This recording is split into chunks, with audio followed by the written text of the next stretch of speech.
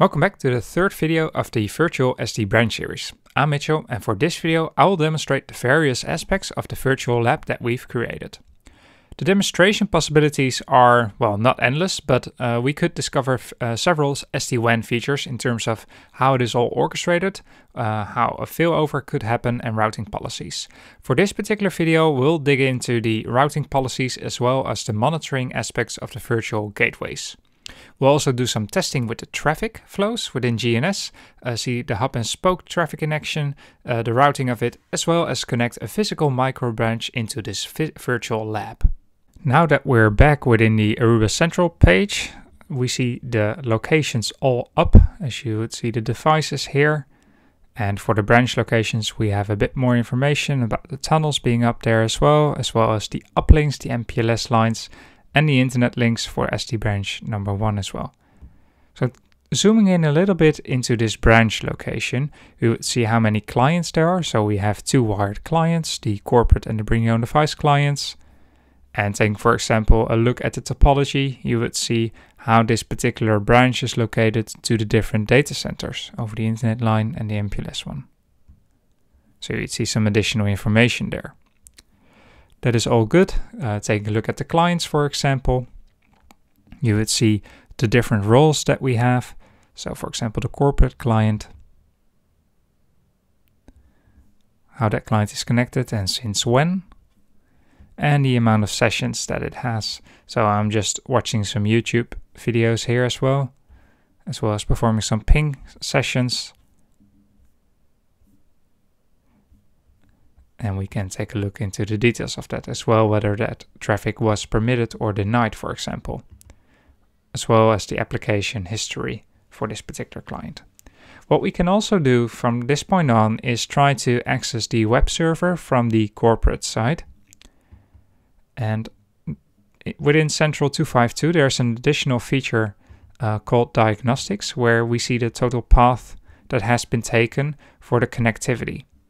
So for example, if I would choose the data plane and try to see the session that we're going to set up from this particular client.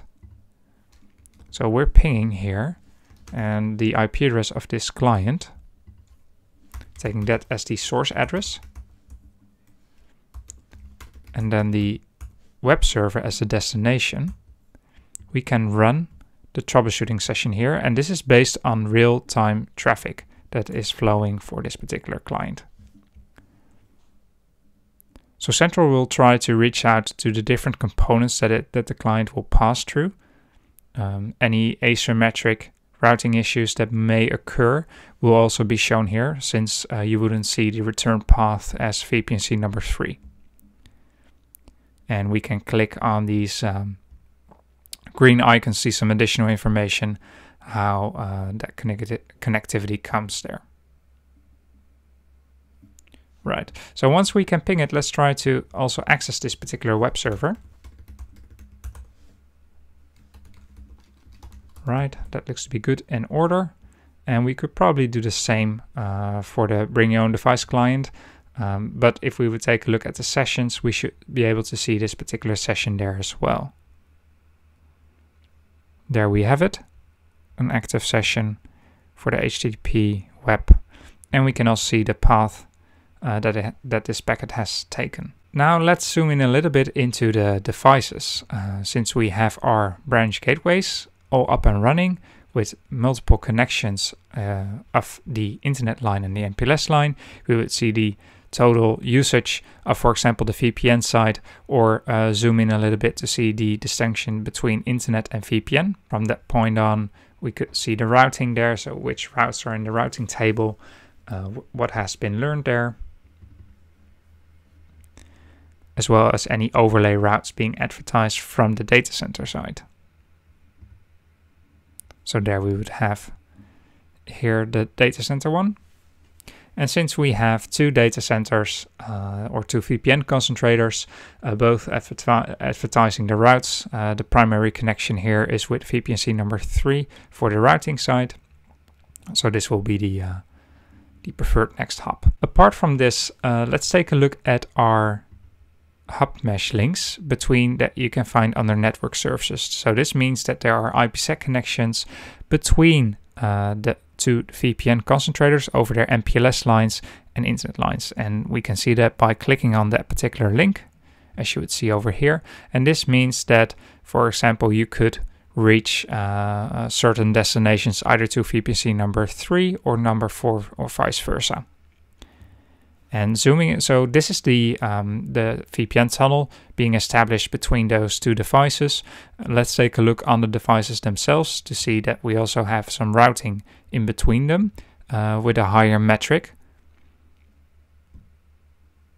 So if we would take, for example, a look at the overlay side, and then the routes that are learned,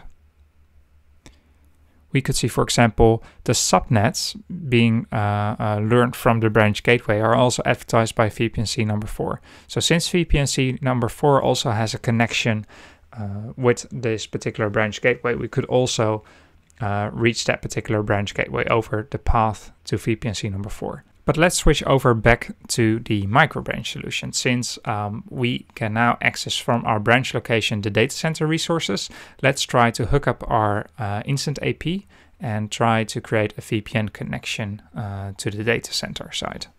I've already added an instant AP over here, as you can see, but it is not yet configured, so it's only added to the defaults group here. I'll now configure that.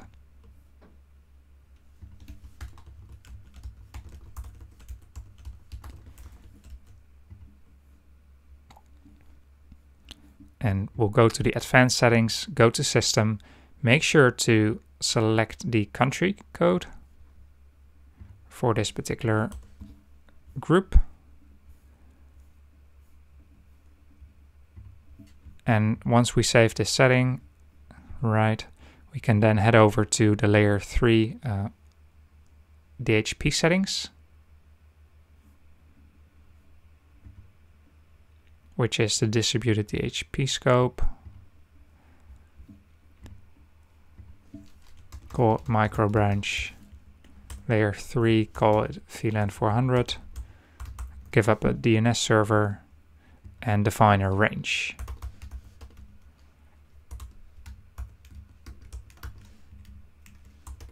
So a big range there.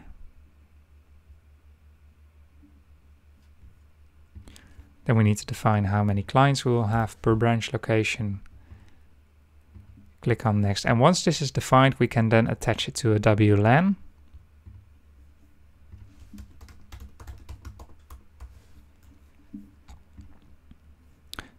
It's an instant AP client IP assigned custom, and then we see the VLAN 400. The security.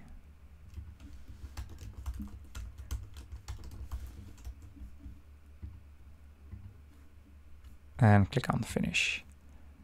From this point on, it's time to select the VPN and make the VPN connection to the primary host. And for that, we will need to know the IP address of the VSR router that performs the destination netting. So I'll open up a console.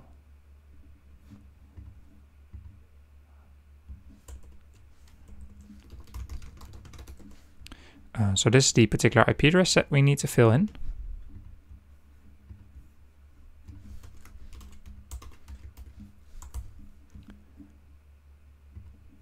Save the settings, and taking a look at the configuration of this particular router, you would see that port UDP 4500 is netted to the internet address of VPNC number 3. Taking a look at the routes, we would need to define our data center subnet, so this will be the subnet for that. And the gateway is the system IP address of VPNC number 3. And I'm also gonna look that up by directly consoling into this machine. So this will be VPNC number 3, and then this will be the IP address that we will need to fill in there.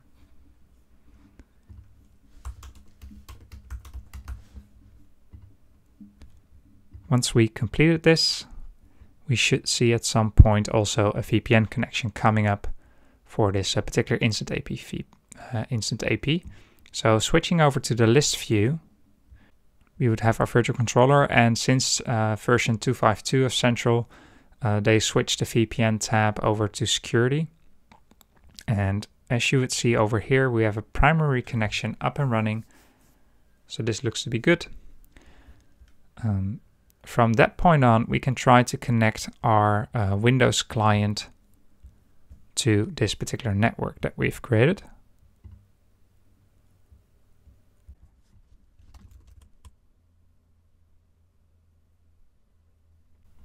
All right, seems like we're connected now. We have an IP address. Let's try and see if we can ping the some internet destinations. All right, that seems to be working, and going to this lab environment as well also seems to be working. So let's see if we can now access the web server. Okay, looks good. So with that, we have established a MicroBranch connection to the from a physical AP to the virtual lab environment. And if you'd like, what you can also do is open up a packet capture here. So let's take a look at the packets between the web server and the MicroBranch over here. Right, so here we see routed connections over the VPN connection. So this looks to be good and in order. From this point on, it's actually time to demonstrate the deletion of the whole virtual lab. So what I'll do is turn off all the machines, and it might take up to, let's say 3 to 4 minutes before everything is down here as well. And then from that point on, we can kick off the Python script to delete all this, all these objects that we have created within Aruba Central.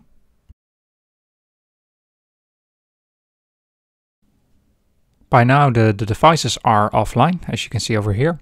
So it's time to kick off the deletion script.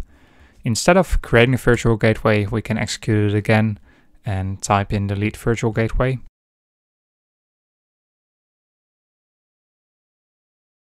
And from that point on, if your token is still valid, it will right away continue with deleting the virtual gateways. If not, recreate a new access token. And as you can see already, the virtual gateways are being deleted. If we head over to the network services, virtual gateways, config, unmanaged, you'd see that the gateways are already removed. Going to devices, our InstaAP is still online, but the gateways are removed. And now also the groups are deleted as well.